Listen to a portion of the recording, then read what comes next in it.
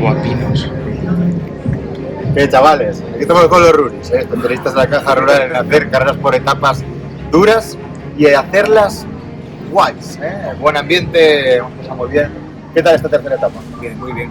La mejor de las tres. Muy disfrutada. Mucho senderín, mucha bajada rápida. Cuesta como siempre, no hay manera de quitarlas. Pero bueno, el resto muy bien.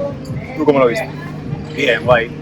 Estuvimos ahí los 3 días con colegueo ahí a tope. Hubo penurias, hubo disfrute, hubo piedras, hubo barro, Mountain agua, bike, es de que todo, lo que tiene que haber, ¿no? Eso significa Así mountain que bike. guay. Y lo pasamos bien, ¿no? Muy bien, lo importante es acabar con una sonrisa en la cara. La última bajada fue de traca. Sí. Eso, Espectacular. Espectacular. Espectacular.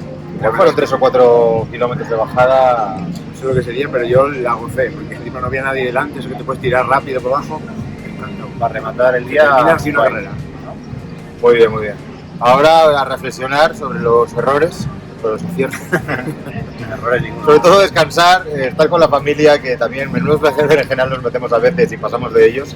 Pati, Y- felicidades. ¡Ay, no! ¡Hostia! Ahí estuviste súper hábil. ¡Hostia! Te llevo una medalla. Bono ganado aquí por Pitu.